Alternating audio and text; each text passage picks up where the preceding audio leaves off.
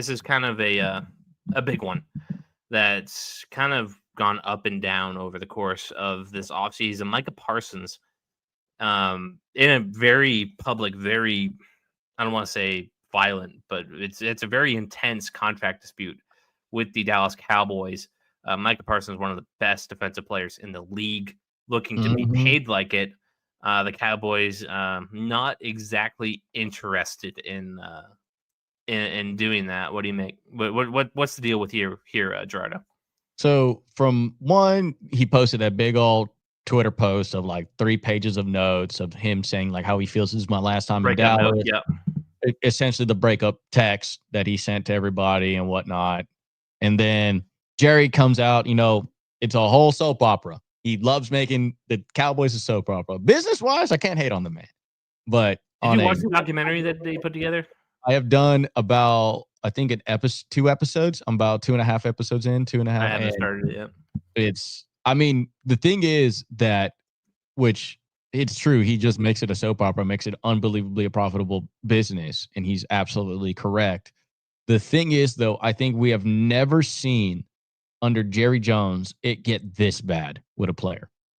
I mean, at the end of the day, like, he does do the soap opera thing because at the end of the day, it was funny because the Cowboy players can never be mad at him because he always overpays. He will always overpay, and it will go down to the last wire because it's always on the bottom of the ticker, and everybody will always talk about it. This one, on the other hand, though, I think both publicly stating like, oh, it's just not happening. And we have come down to like 3 different scenarios, 3 different major scenarios, I think, at this point. One, Micah Parsons gets traded this year. 2, Micah Parsons gets traded at the end of this year, or I think it's just his contract's up. Like he's just going to be a free agent and walk, or they franchise tag him and then trade him. And the last one would be they just signed a deal.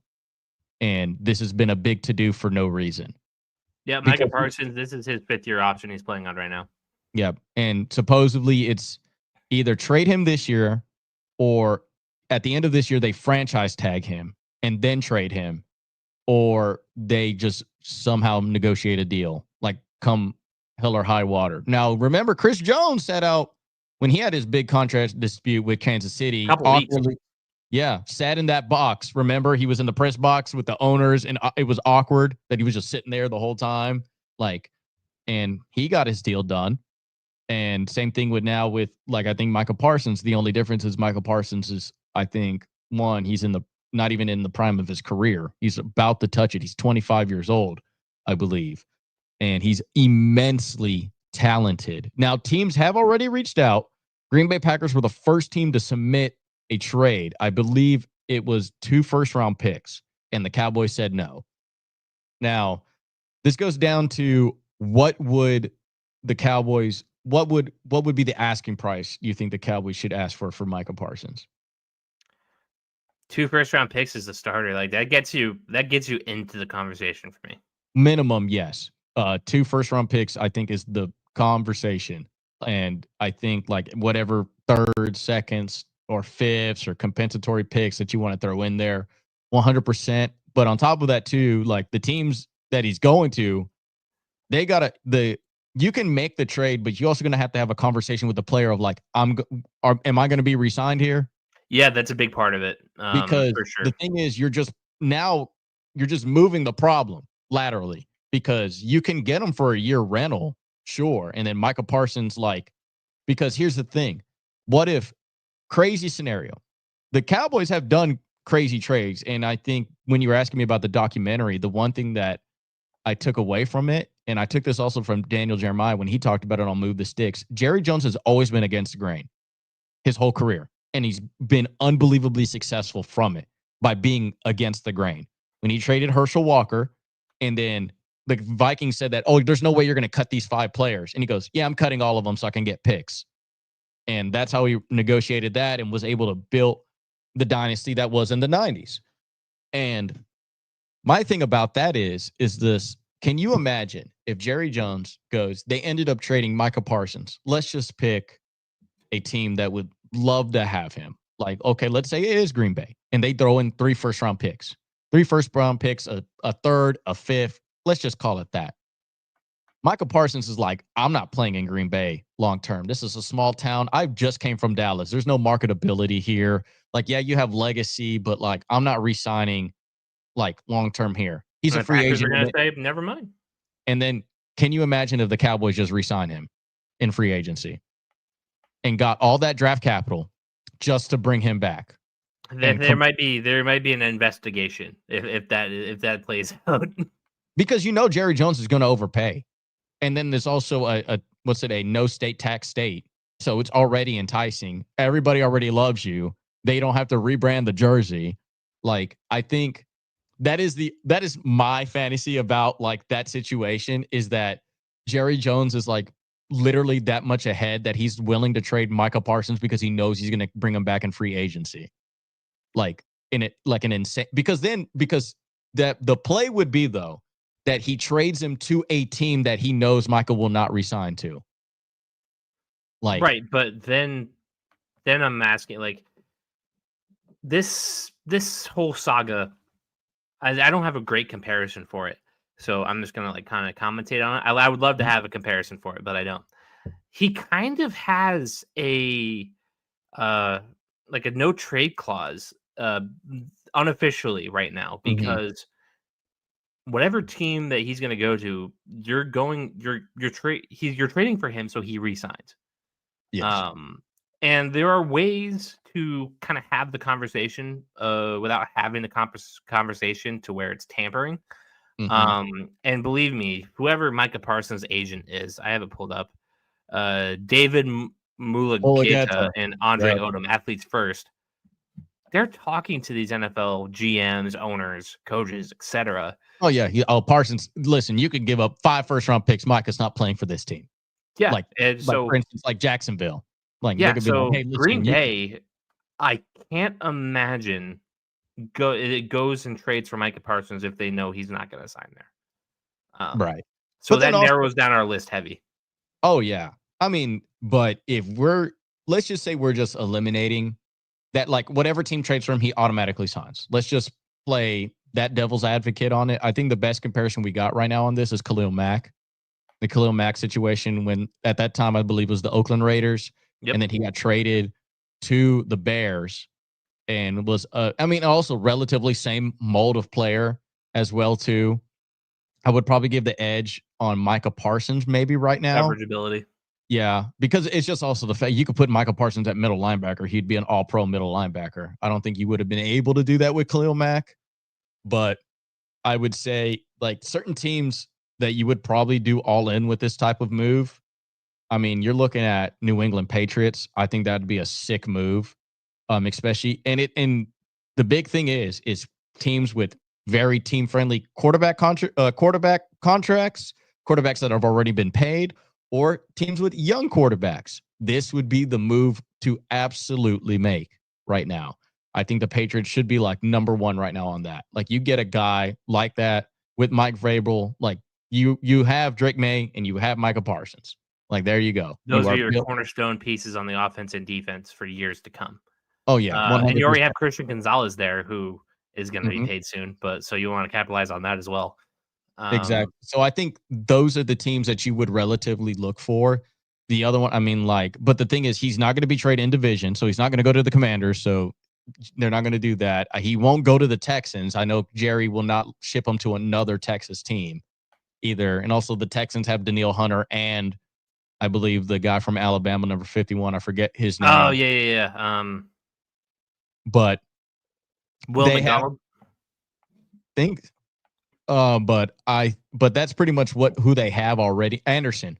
That's the guy that they have. Will Anderson. Yeah, Will Anderson. So you are already kind of limiting the teams necessarily to be getting him like the Tennessee Titans could be another one. They just got Cam Ward to add another piece to that. But I truly think that I am going to be on the like low percentage on this one. I think he's just going to be a Cowboy. I agree. I think this is all smoke and mirrors. I think this is all Jerry saying we're going to do this to the end of the year. But the ironic thing about all this is on the win plus percentage for games is that Micah Parsons played both really good when Dak was healthy and really good when he wasn't on the field. The win total did not move unless Dak was healthy. And that's kind of the weird caveat about this. Micah Parsons is an immensely talented player. Don't get me wrong about that. But the wins come from whether or not the offense is clicking or whether or not Dak Prescott is on the field. And if you were to tell me that I could get 3 first-round picks for Micah Parsons, it's like I'm relatively very enticed by that. Yeah, no, I agree. And on top of the fact that, like, sure, you can have all those conversations behind closed doors that he's going to negotiate with that team. I fully believe if Micah Parsons get traded, he is going to play the free agency game because he's going to have great production and he is not going to do an in-house discount to whatever team he gets traded to. Let's say he goes to the Packers. He's not going to be like, oh, I'll sign for y'all later because y'all traded for me. No, Micah's going to play the numbers, and in the free agency market, he is going to go to the highest bidder. And I ironically think that it will be the Cowboys. Like, I ultimately think that at the end of the day, Micah Parsons may get traded temporarily for a rental, but he'll probably end up with the Cowboys. I think Micah Parsons isn't going anywhere. I think that this deal is going to get done eventually because, like I said earlier, Micah has some leverage. Yeah. As far as where he's going to go, and the Cowboys are going to have to sell short because they don't have any leverage. Do you think Jerry Jones is the guy who's going to sell short? No, No. Jerry always overpays, and he's okay with overpaying. There's never been a time Jerry wasn't okay with overpaying somebody. But he's not going to take an L in a trade like that. Exactly. You keep that in mind. It's either a team unbelievably overpays in draft capital or he overpays. That's the only. And I'll take the chance that Jerry Jones is going to get this deal done this year. Might not be before week 1. We still have 2 weeks or a week and a half to go before week 1 kicks off. I believe they have the Thursday night game against Philadelphia, like the first game of the year. Yeah, so that's going to be a story in week 1. I don't think that deal's going to get done. Oh, yeah. First of all, Micah going back to his, I believe, I don't know if he's from Penn. I mean, he played at Penn State. I don't know where he's from, but he went to Penn State. So there you go. So, and he's going to have the whole jersey with the hoodie underneath it. And he's just going to be like this on the sideline the whole time. And there's going to be a dedicated camera to him. Or better yet, he was born in Harrisburg, Pennsylvania. Yeah, but the funny part is what? He's not going to play for the Steelers, and he's not going to they won't trade him to the Eagles. Okay, let David Gettleman and the Giants do that dumb thing. Jerry Jones will never do that. You mean Joe Schoen with the Giants? Exactly. Gettleman is a name of the past that's going to give Giants fans whatever listeners we have of that sect PTSD. But I mean, at the end of the day, the Giants are okay with trading to the Eagles. Or just letting that happen. But Jerry will never that is the only team I think if Micah was a true free agent, if let's just say he somehow is just a free agent at the end of the year, the Eagles would probably be the team that has heads and shoulders above everybody else, I think. And the only problem is they're paying so many people. Yeah, but then the only thing is how much they'll probably do so much cap cut to they'll do what the Saints did years prior. Except they actually have a good team and the Saints don't. Yeah. They'll just manipulate the market so that way they have financial space for it. But I think both me and you agree on this. My crazy fantasy is the fact that they're going to somehow he goes out and comes back, which would be a crazy move. It'd be Jerry taking a giant risk. Oh yeah, but then like I said, this is nothing new for Jerry Jones in his whole career. A lot of things would have to go right. You'd have to find a team that is either a couple of things need to go right for sure. In scenario A, you find a team that's willing to give Jerry 4 first-round picks or something like that. Yep. Knowing that Micah Parsons is not going to re-sign with you. That is a team that is making a championship push. It thinks that they can convince Micah to play 1 year for them. Not under any future contract. And then they don't have to tamper because they can literally negotiate with him throughout the whole year and be like, bro, what is your number? We gave up this much capital. You can own this team at this point, which is essentially what that team would do, probably. Well, I'm just saying, in order for your fantasy to play out, You need to A, get a team who's willing to overpay with some uncertainty about Micah. B, Micah actually has to actually play for this team without a future contract, because right now he's unwilling to play for Dallas. And then C, he's going to have to choose Dallas over the teams in the open market who are going to come with giant bags of money. I think it's too much things for that fantasy to come through. There's too many variables that somebody's going to easily screw up, because Oh yeah. Name a team that's going to give away that much draft capital for a guy who might not play. Is Micah Parsons going to play at all this year not under a future contract? And is Jerry Jones going to risk taking the move and some hopes that he's going to come back in the open market? It's too many things for me to too many uncontrollables. Yeah, 100%. That's why I think it's I think you have to at least put it that it's a 0.001% chance that it could happen, because there is also the likelihood he gets traded to a team and he's like, yeah, I'm just not gonna play for y'all. I don't care. Like, I don't want to be here. I didn't want to be in Dallas. What makes you think I want to be here? Yeah, and that is covered by the first step of I don't think a team is going to do that. 100%. David Mulligetta would hey, he has a this much percent chance signing with y'all if you trade for him. And I think that certain teams scare teams away. Oh yeah, but I think the number one team that should get him is New England. The New England 100%. Patriots should absolutely they should be the first team in line. Yeah, that's the team 100% I think should get him. There's not many teams out there that I would. You need a team that has an absorbent amount of money, draft capital, or willing to move on from draft capital because they know that they're not gonna. The first round picks that they're giving up are going to be in the 20s, late 20s. Yeah, and you got to be willing to give up those picks. And then a team that's ready to win, because I think Micah cares a little bit about that. Yeah. So I think the only one that truly fits that scenario is New England. Yep. It's not really other. I mean, you can say Green Bay, sure, but even Green Bay is not. When we go into our division predictions, I wouldn't even say that they have a chance to go to the playoffs, but are they ready to win a championship? Yeah, because that defense run, they just lost Jair Alexander. Who's their DBs over there in Green Bay? You can have all the pass rush you want, but there's no. They lost $20 if you can name one corner on that team. I know they made a wide receiver play cornerback now over there. The corners they have right there right now is because guess what? Sean Nixon. Because Eric Stokes is left. He's now at the Raiders, I believe. Nate Hobbs, Bo Melton, Carrington Valentine, Tyron Hopper. These guys are nobodies. Yeah, Bo Melton's the former wide receiver now playing corner, by the way. Yeah, he went to Rutgers. So let that sink in, guys. Both their corners of last year, Jair Alexander and Eric Stokes, who they used a first-round pick out of Georgia for, is no longer on the team. And you know what? And the Packers also have Isaiah Simmons.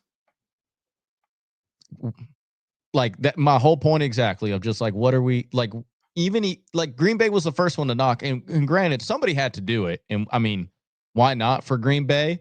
But I just truly think that I really do think it's New England and nobody else. They're the only ones who logically make sense for him as well too. Yeah, I have a young quarterback that's up and coming. Mike Vrabel's a very player-friendly head coach. He would fit their scheme immensely. They have a young up-and-coming defense. The division is unbelievably winnable. And not winnable, but also in the sense your biggest threat is the Bills. That's it. You don't really got to worry about the Dolphins like that anymore. You don't got to worry about as well as the Jets. So that means at minimum, I'm at least a playoff contender. Here, I'm at Dallas. Right now, I have two teams that are going to have over 10 wins, possibly, year in and year out. So what am I doing in Dallas? Yeah.